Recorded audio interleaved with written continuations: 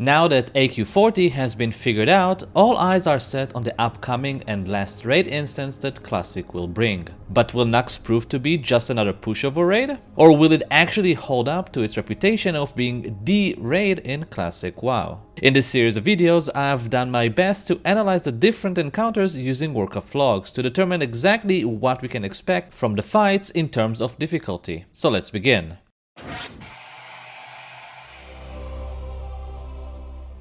What's up nerds, Heartless here, and in today's video I'll be doing my best to determine if Naxx will prove to be hard or easy for most guilds out there. The way I'll do it is pretty simple. I'll rate each boss encounter from 1 to 10, with 1 being a simple fight like Golemang and 7 being a quote-unquote hard like Viscidus or Huru. 8, 9 and 10 will be reserved to bosses that are just way harder than current content has to offer. Bosses will be judged based on their basic healing, DPS and tanking requirements, as well as overall mechanics and preparation required. Now before I begin, I would like to point out that because Naxx has so many bosses, I've decided it will be easier if I just split this video into 5. 4 for each wing and then a special video just for Sephiron and Kel'Thuzad. Also, some of the info you'll see here will be different than what you will find on WoW Wiki, and that is because most of the info is taken from PTR VOD and Warcraft log analysis. Alright then, let's get into it. So the first wing I'd like to check is the Abomination wing, which is also the only wing in Naxx that contains 4 bosses. The first boss in Abom wing is Patchwork, arguably the most iconic encounter in Naxx after Kel'Thuzad and 4 Horsemen.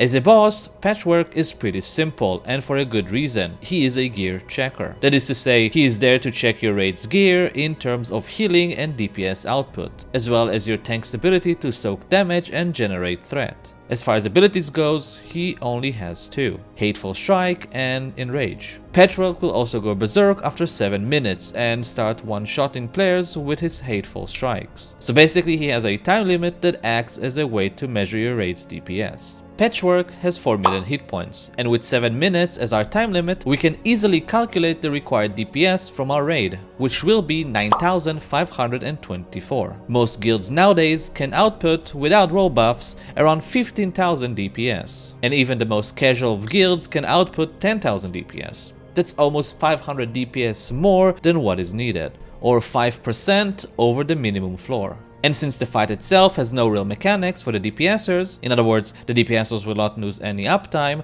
we can conclude that most guilds out there should be able to meet the DPS requirement without too much trouble. Okay then, so we have DPS covered, but what about our healers and tanks? For that, we'll need to see exactly what Hateful Strike does. Hateful Strike is an ability that will hit the highest HP player that's top 3 on threat, excluding the main tank that's within melee range. This ability hits for an average of 26,000 damage every 1.6 seconds. Hateful Strike cannot crit or crush. Since it's pure physical damage, this will be mitigated by armor. An average warrior tank will have about 70% mitigation, which will lead to Hateful Strike hitting for about 7,800 damage, or a maximum of 8,970. This amount of hit points is fairly easy to get with a little bit of consumables. So, let's get into the crux of the fight, shall we? First, we'll calculate the expected average length of the fight. This will be a bit tricky since it will depend on the guild and whether or not they use consumables and world buffs. So I'll use a low average just to help cover some of the more casual guilds out there. So with an average of 10,000 DPS, we're looking at a fight that will last 400 seconds, or 6 minutes and 40 seconds. With 9,000 damage as our max Hateful Strike hit and 1.6 intervals between the attacks, we're looking at a required healing of 5,625 heal per sec. At first look, this seems like a pretty high order, and obviously not feasible for most guilds out there. Clearly, one-off tanking this will pose a huge challenge, even for the best guilds out there. Not an impossible feat, I don't think so, but one that will require an enormous amount of healer coordination. However, we're not going to have just one off-tank, because this video will cater for most guilds, and most guilds will use 3 off-tanks to soak Hateful Strikes, allowing for RNG mitigation such as parry and dodge to become more reliable. So with 3 tanks that are at 70% armor and say 30% avoidance, that is parry plus dodge, we're now now looking at an average of 3,937.5 damage taken per second that healers will need to heal, a much more reasonable number compared to what we had before. However, we also need to take into account the normal healing needed for our tank, which will be at around 1100 HPS. This can be done by 2 healers without too much trouble. With most raids bringing 10 healers, that leaves us with 8 healers for our off tanks, and with the expected 3,937.5 damage taken per second, we are looking at 492 HPS required by each of the remaining healers. Very achievable numbers for most healers. The only remaining concern at this point will be mana. Since the fight will be almost 7 minutes long, unexperienced healers will most likely go mostly due to overhealing. Therefore, in casual guilds, mana management is going to become a real problem that will need to be tackled. Overall, the numbers suggest that Patchwork fight will be pretty easy for any semi-casual guild and above. Wall buffs will completely trivialize this, as it will increase the raid's output significantly, making the fight shorter, therefore removing the risk of healers going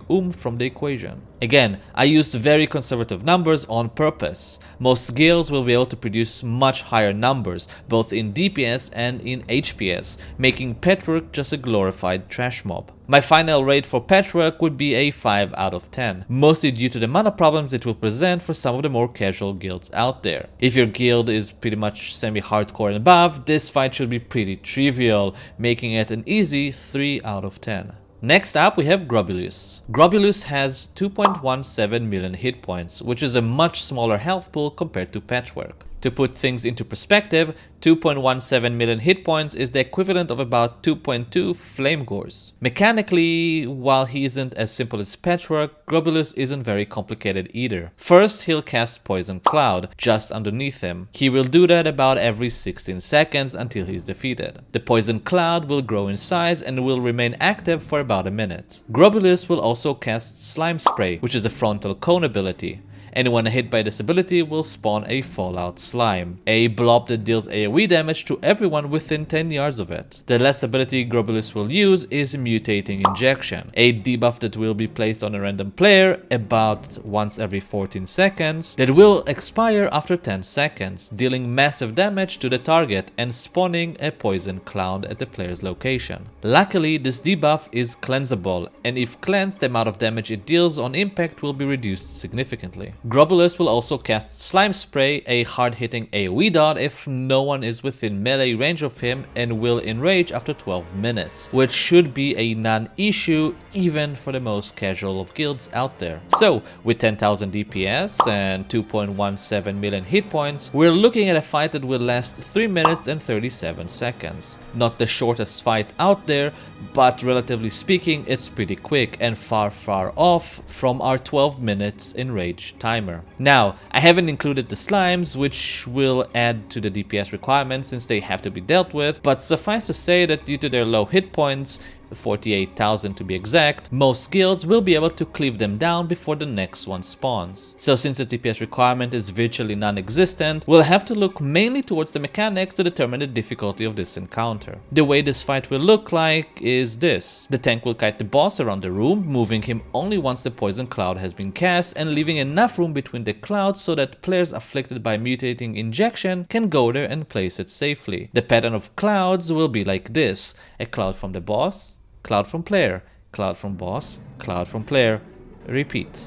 Still, regardless of how you manage those two specific mechanics, there really isn't much left in this encounter. So, tanking isn't an issue, DPS isn't an issue, and healing shouldn't be an issue because the fight is short enough. The only real way to screw this fight will be to cleanse the debuff too early, spawning clouds at random location and somehow covering the whole room with them. That or over-aggroing the tank and spraying the whole raid, spawning multiple slimes and wiping the raid. In conclusion, I'd rate this encounter as a 4 out of 10. 4 only because it's not a straight tank and spank fight, as there is a tiny room for messing this up. but overall a much easier fight compared to Patchwork. Next up is Gluth. Gluth is the third boss in the A-bomb wing and has a measly 1.66 million hit points. To put things into perspective again, 1.66 million hit points is the equivalent of just over 3 Razor Gores. That's it. For mechanics, Gluth actually has ample of. 6 to be exact. First is Mortal Wound, a stacking healing reduction debuff similar to the one Fenris uses. This will be cast once every 11 seconds. Second ability is Frenzy, similar to Flamegore's Frenzy in Black Glare, which he will cast approximately every 10 seconds. Decimate, probably his most notable ability, one he will cast once every 2 minutes. Decimate will cause everyone, friends and foes alike, to lose hit points, dropping everyone down to 10% health. Terrifying Roar,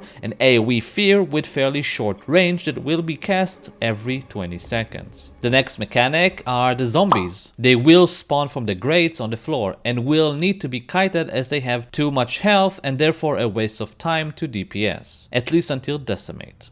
And the last ability is Devouring Zombies. Gluth will heal for 5% of his HP for each zombie that gets in close proximity to him. So, math time. 1.66 million hit points and 10,000 DPS gives us a total kill time of 2 minutes and 46 seconds. An extremely short fight. So again, similar to Grobulus, DPS and healing won't pose an issue here, so we'll take a closer look at mechanics. Frenzy is simple, though will require 3 hunters to execute the rotation. Mortal Wound will require 2 tanks to rotate, but since Gluth is immune to taunt, that makes rotating him a bit trickier, and will require juggling threat between 2 tanks, a task that might prove more difficult than some might expect. This can be cheesed using Limited Invulnerability Potion or Blessing of Protection. Then we have Terrifying Roar. That shouldn't be an issue even for Horde because the radius of it is very small, so range should never get feared. Then we have Decimate. 3 seconds after,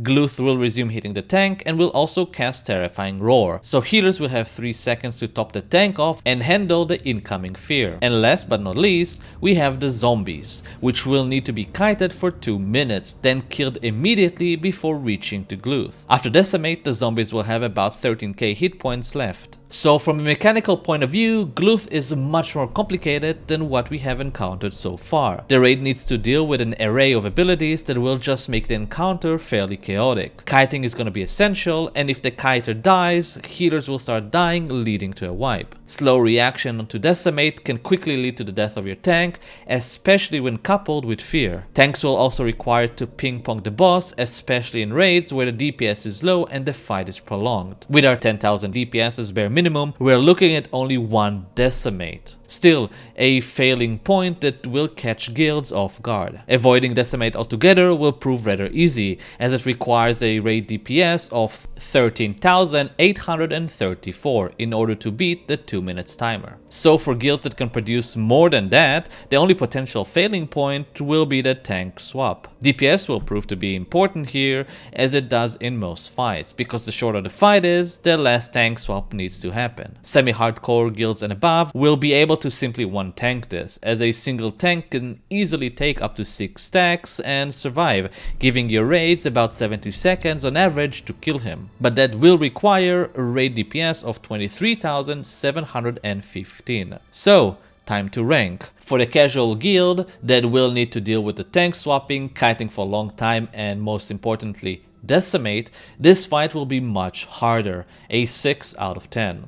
For semi-hardcore guilds, Gluth will become the new Fenris, a simple tank and spank, making it an easy 2 out of 10, only because there's some kiting and fear involved. Next up, we have Thaddeus, who is the final boss in the wing. Thaddeus is a 2-phase fight. Phase 1, fight the ads. Phase 2, fight Thaddeus. The ads, Fugen and Stalag, have 500k hit points each and hit fairly hard, up to 5k crits on well-geared tanks. Every about 15 to 20 seconds, they will also cast War Stomp, an AoE ability that will deal moderate amount of damage and knock back everyone within 15 yards of them. Fugen also has AoE mana burn. Every 20 seconds, seconds, the add tanks will be thrown to the other platform and swap positions. This will be an aggro reset. Similar to Thekal and Zul'Gurub, both adds must die within a short time of each other. Phase 2 will begin 10 seconds after the death of the last ad, where Thaddeus will become targetable with 6.63 million hit points. 10 seconds after Thaddeus becomes targetable, he'll cast his first and most important ability, Polarity Shift. A 3 seconds cast time which, at the end of it, players in the raid will receive one of two debuffs, either a red negatively charged debuff or a blue positively charged debuff.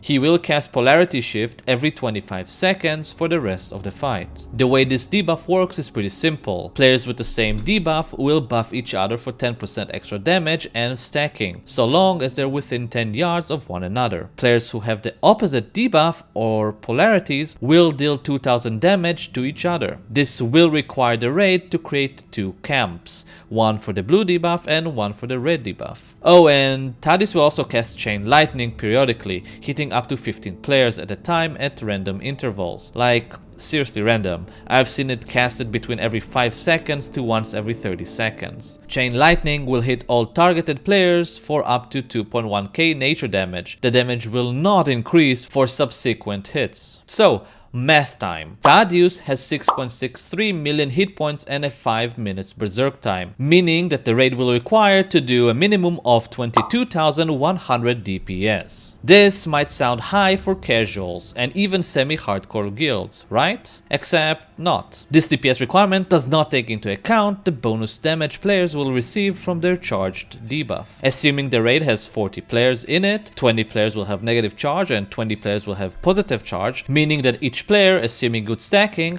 will receive a 190 damage buff modifier. Keep in mind that the raid will not have this buff for the first 10 seconds. So, using our 10,000 DPS as baseline that we've been using so far, the first 10 seconds the raid will deal 100,000 damage to Thaddeus. From that point onwards, the raid will receive a 190% damage buff, which will increase the total raid damage output to 29,000 DPS. And with that, it will take the raid only 229 seconds to defeat Thaddeus, or 3 minutes and 59 seconds, well before he goes berserk. Obviously, the math changes if the raid does not have 40 people or if people die throughout the fight. But suffice to say that there is a fairly large room for errors here. So, raid DPS isn't an issue, healing shouldn't be an issue either because Chain Lightning's overall DPS to the raid is at around 1600, quite low and very healable. Thaddeus also doesn't hit the tank particularly hard,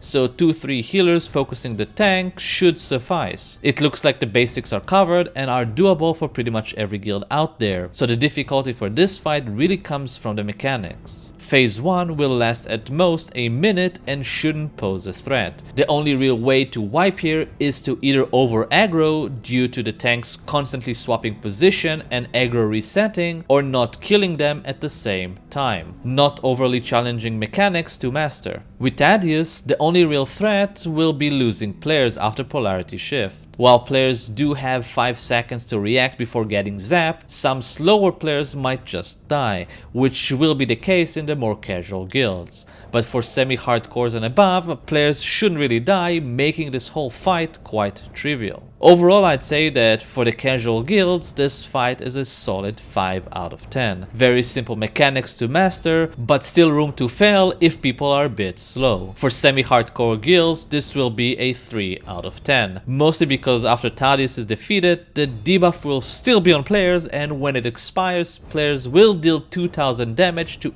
anyone near them. So technically Thaddeus will still kill players even after he's defeated. And that is it for Abomination. For semi-hardcore guilds it should be a breeze. For more casual guilds I predict Gluth to be the hardest boss, simply because there's more mechanics you have to deal with that can screw the raid, despite his low HP. So far it seems like Abom Wing is gonna be one of the easier wings to start with, assuming you can go past Patchwork, which will require some special gearings for your tanks. As someone who loves analyzing Warcraft logs in his spare time, and yes, I know it's weird, I hope you guys enjoyed this video. And as always, if you did, please make sure to like it and perhaps even subscribe. And if you didn't, well, feel free to dislike it. But anyways, I'll see you guys next time.